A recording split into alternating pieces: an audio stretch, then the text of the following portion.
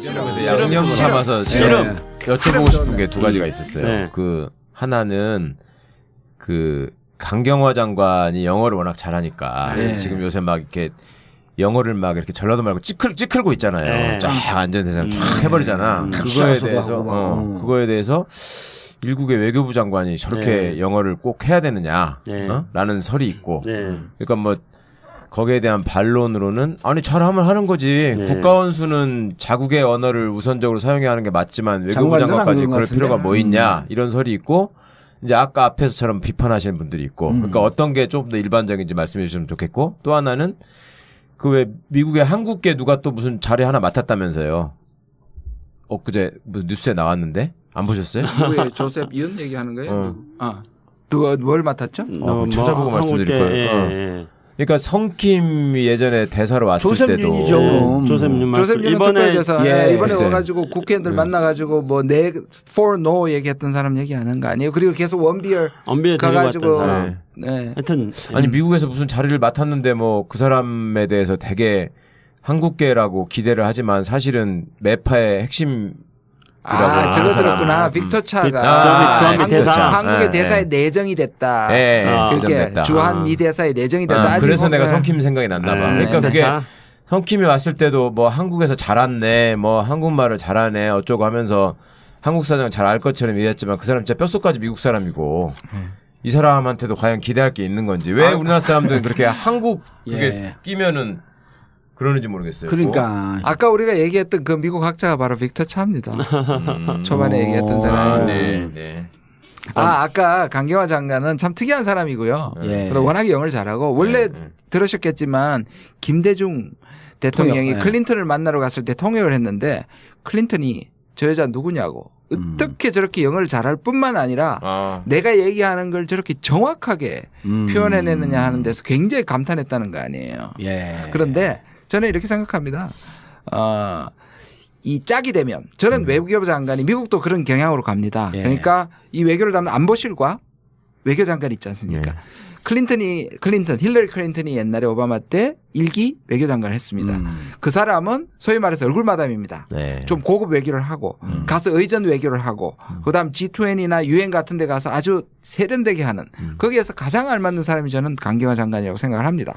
그거와 짝이 되는 거냐면 진흙탕 싸움을 하는 안보실이어야 합니다. 이것들을 밑에서 협상하고 딜을 해가지고 이겨내고 이 쌍날개로 가면 좋죠. 근데 지금 안보실이 너무 점잖잖아.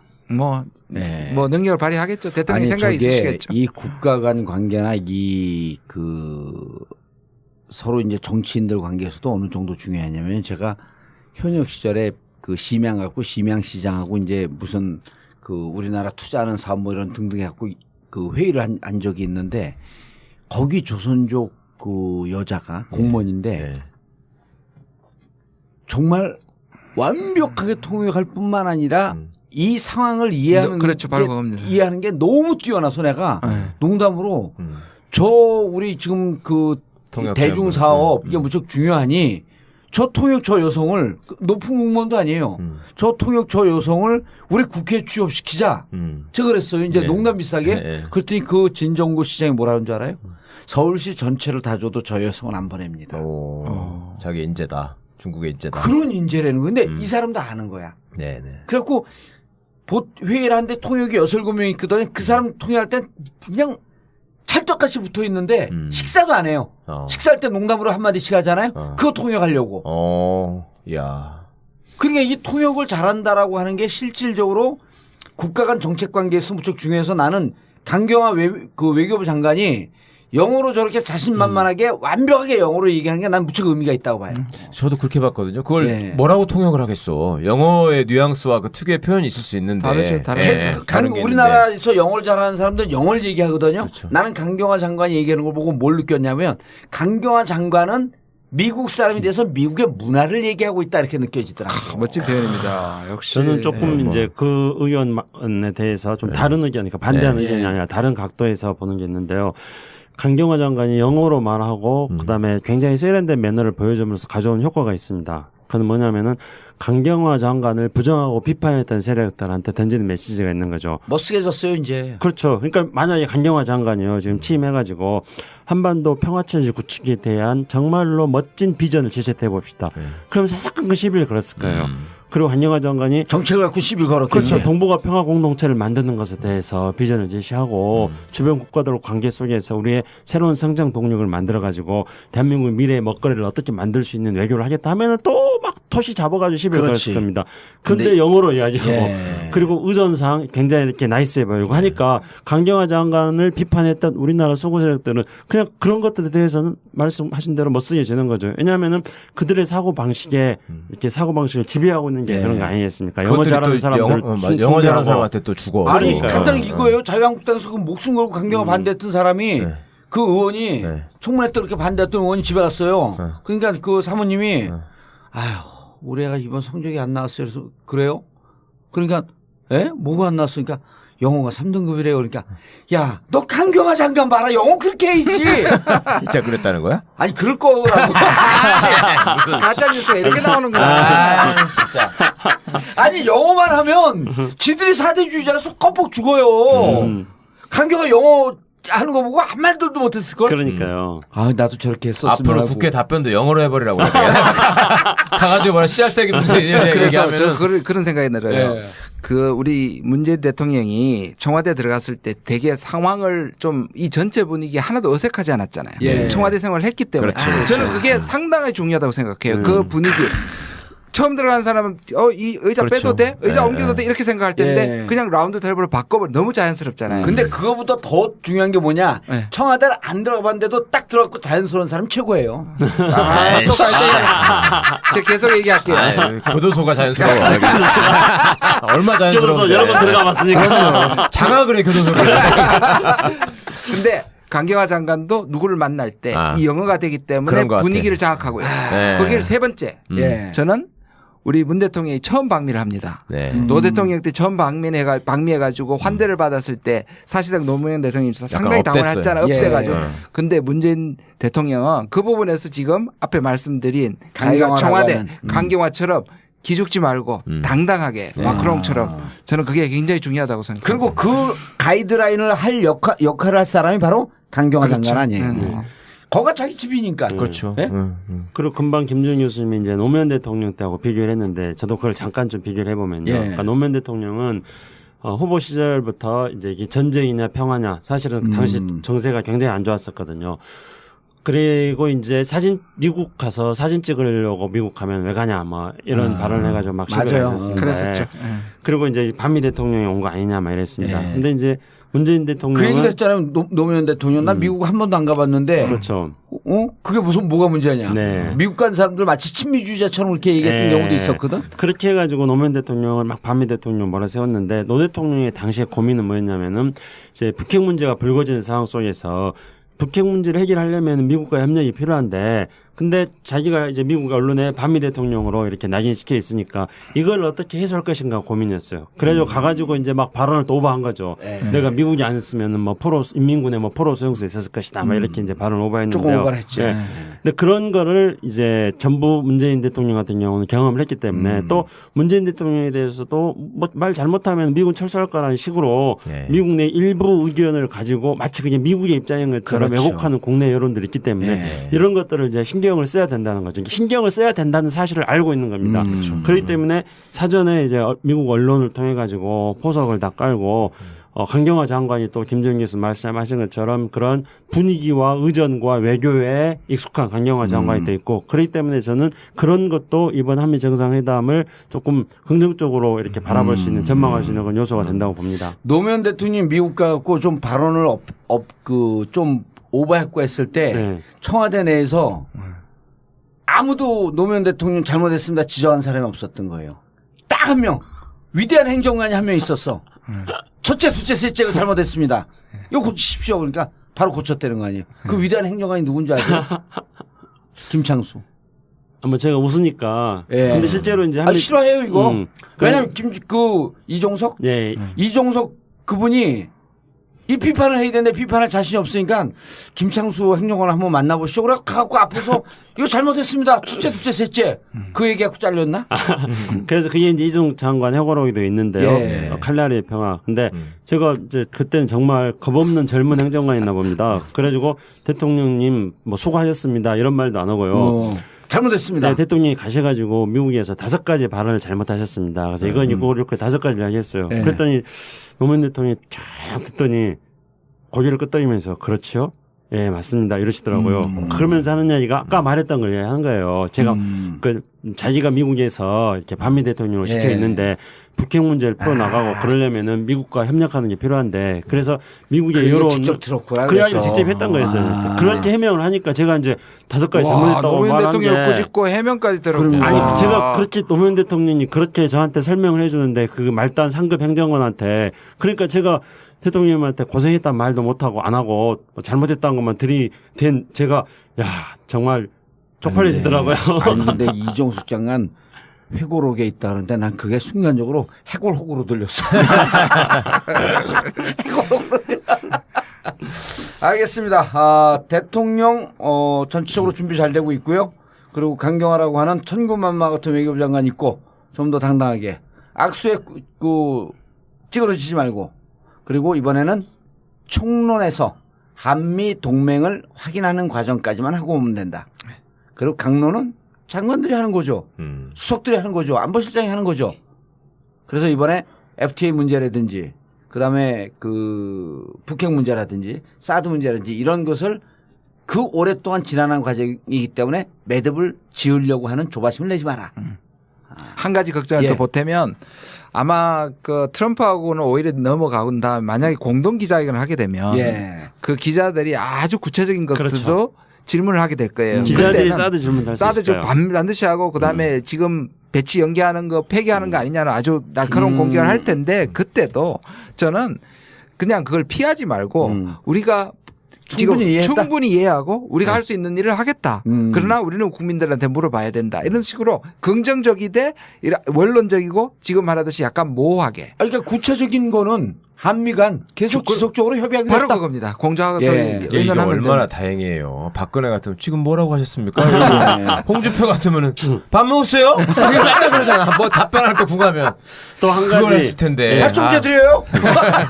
또 한 가지 이번 한미 정상회담에서 우리가 주목해서 봐야 될 게 있습니다. 그러니까 한미 정상회담은 정상 간의 신뢰를 구축하는 것도 중요하고 그다음에 미국 시민들한테 한국 정상들이 어떤 이미지와 어떤 모습을 보여줄 것이 하는 것도 중요하잖아요. 근데 거기서 저는 우리 김정숙 여사, 그러니까 유쾌한 정숙 씨의 외교의 정상회담 데뷔잖아요. 근데 유쾌한 정숙 씨는 김정숙 여사는 역대 어떤 대통령 어떤 영부인과는 조금 다른 모습을 보여줬잖아요. 지금까지. 그럼요. 그럴 때 이분이 이제 미국에 가가지고 또 그 스타일이 아메리칸 스타일. 네. 그러면 아주 밝고 경쾌하고 그런 게. 맞습니다. 그러니까 이제 미국의 누구죠 멜라니아라든가 뭐 또 혹시나 이방카가 나올지도 모르겠는데 이제 그런 사람들과 만남이 첫 번째 정상 외교에 이제 데뷔하는 거라는 건데요. 그것이 미국에게 한미 정상회담에게 어떤 영향을 미칠 것인가를 주목해서 봐야 될 뿐만 아니라요.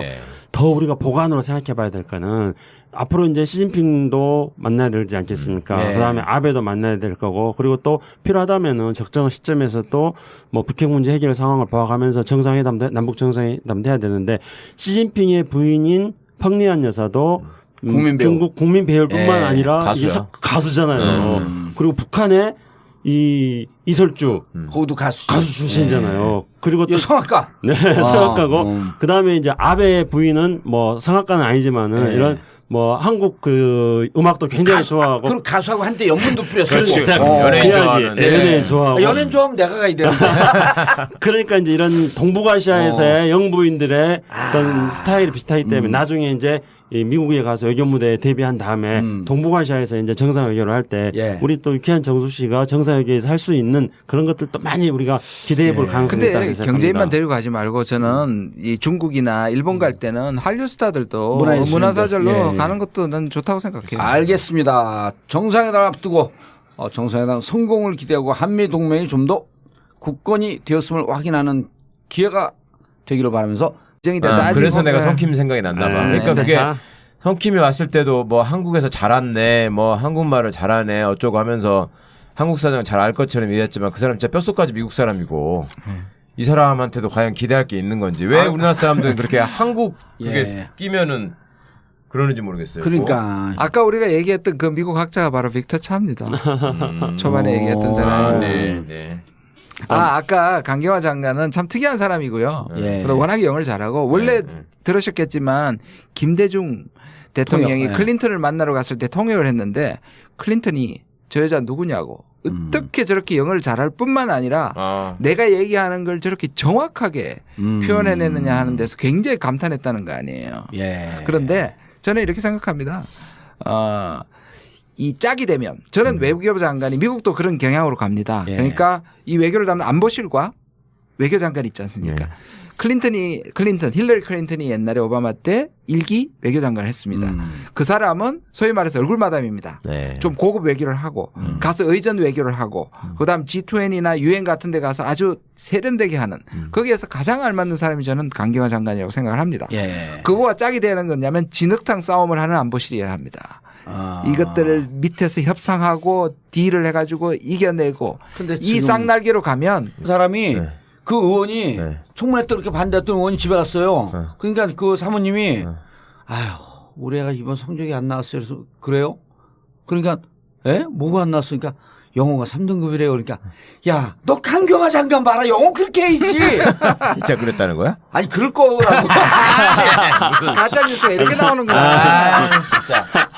아니 영어만 하면 지들이 사대주의자라서 껌뻑 죽어요.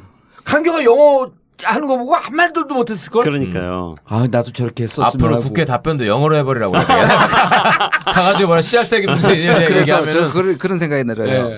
그 우리 문재인 대통령이 청와대 들어갔을 때 되게 상황을 좀 이 전체 분위기 하나도 어색하지 않았잖아요. 청와대 생활을 했기 때문에 저는 그게 상당히 중요하다고 생각해요. 그 분위기. 처음 들어가는 사람은 이 의자 빼도 돼? 의자 옮겨도 돼? 이렇게 생각할 텐데 그냥 라운드 테이블을 바꿔버려 너무 자연스럽잖아요. 근데 그거보다 더 중요한 게 뭐냐? 청와대를 안 들어가봤는데도 딱 들어갔고 자연스러운 사람 최고예요. 제가 계속 얘기할게요. 교도소가 자연스러워. 얼마 자연스러워. 교도소 여러 번 들어가봤으니까. 장악을 해 교도소를. 근데 강경화 장관도 누구를 만날 때 이 영어가 되기 때문에 분위기를 장악하고요. 거기를 세 번째 저는 우리 문 대통령이 처음 방미를 합니다. 노 대통령 좋죠. 근데 지금 안보실이 너무 점잖잖아. 뭐 능력을 발휘하겠죠. 대통령 생각이 있으시겠죠. 이 국가 간 관계나 서로 이제 정치인들 관계에서도 어느 정도 중요하냐면 제가 현역 시절에 그 심양 갖고 심양시장하고 이제 무슨 그 우리나라 투자하는 사업 뭐 이런 등등 해갖고 그 회의를 한 적이 있는데 거기 조선족 그 여자가 공무원인데 정말 완벽하게 통역할 뿐만 아니라 이 상황을 이해하는 이해하는 게 너무 뛰어나서 내가 농담으로 우리 지금 그 대중 사업 이게 무척 중요하니 저 통역 저 여성을 높은 공무원도 아니에요. 저 통역 저 여성을 우리 국회에 취업시키자. 제가 그랬어요. 이제 농담 비슷하게. 그랬더니 그 진정구 시장이 뭐라는 줄 알아요? 서울시 전체를 다 줘도 저 여성은 안 보냅니다. 자기 인재다. 중국의 인재다. 그런 인재라는 건데 이 사람도 아는 거야. 그래갖고 회의를 하는데 통역이 6, 7명 있거든요. 그 사람 통역할 땐 그냥 찰떡같이 붙어 있는데 식사도 안 해요. 식사할 때 농담으로 한마디씩 하잖아요. 그거 통역하려고. 야. 그러니까 이 통역을 잘한다라고 하는 게 실질적으로 국가 간 정책 관계에서 무척 중요해서 나는 강경화 외교부 장관이 영어로 저렇게 자신만만하게 완벽하게 영어로 얘기하는 양념 삼아서 여쭤보고 싶은 게 두 가지가 있었어요. 그 하나는 그 강경화 장관이 영어를 워낙 잘하니까 지금 요새 막 이렇게 영어를 막 이렇게 전라도 말고 찌클고 있잖아요. 쫙 안전대상 쫙 해버리잖아. 그거에 대해서 일국의 외교부 장관이 저렇게 영어를 꼭 해야 되느냐 라는 설이 있고 그러니까 뭐 거기에 대한 반론으로는 아니 잘하면 하는 거지. 국가원수는 자국의 언어를 우선적으로 사용해야 하는 게 맞지만 외교부 장관까지 그럴 필요가 뭐 있냐 이런 설이 있고 이제 아까 앞에서처럼 비판하시는 분들이 있고 그러니까 어떤 게 좀 더 일반적인지 말씀해 주시면 좋겠고 또 하나는 그 왜 미국의 한국계 누가 또 무슨 자리 하나 맡았다면서요? 엊그제 무슨 뉴스에 나왔는데 안 보셨어요? 누구의 조셉 윤 얘기하는 거예요? 누가 뭘 맡았죠? 찾아보고 말씀드릴 거예요.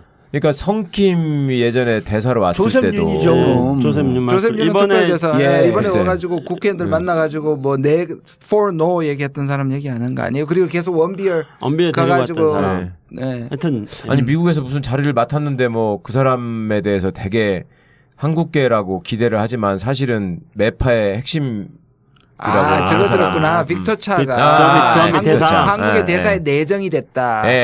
그게 주한 미 대사의 내정. 난 무척 의미가 있다고 봐요.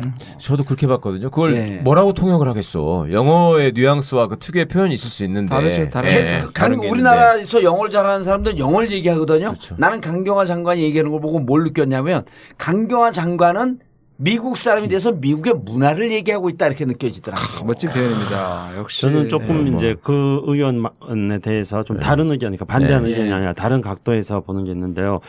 강경화 장관이 영어로 말하고 그다음에 굉장히 세련된 매너를 보여주면서 가져온 효과가 있습니다. 그건 뭐냐면은 강경화 장관을 부정하고 비판했던 세력들한테 던지는 메시지가 있는 거죠. 멋쓰게졌어요 이제. 그렇죠. 그러니까 만약에 강경화 장관이요 지금 취임해가지고 한반도 평화체제 구축에 대한 정말로 멋진 비전을 제시해 봅시다. 그럼 사사건건 10일 걸었을 거예요. 그리고 강경화 장관이 정책을 갖고 10일 걸었겠죠. 그렇죠. 동북아 평화 공동체를 만드는 것에 대해서 비전을 제시하고 주변 국가들 관계 속에서 우리의 새로운 성장 동력을 만들어 가지고 대한민국 미래의 먹거리를 어떻게 만들 수 있는 외교를 하겠다 하면은 또 막 토시 잡아가지고 10일 걸었을 겁니다. 근데 영어로 이야기하고 그리고 의전상 굉장히 이렇게 나이스해 보이고 하니까 강경화 장관을 비판했던 우리나라 수구 세력들은 그냥 그런 것들에 대해서는 말씀하신 대로 멋쓰게지는 거죠. 왜냐하면은 그들의 사고 방식에 이렇게 사고 방식을 지배하고 있는 게 그런 거 아니겠습니까? 영어 잘하는 사람들 영어 잘하는 사람한테 또 주고. 아니 간단히 이거예요. 자유한국당에서 그 목숨 걸고 강경화 반대했던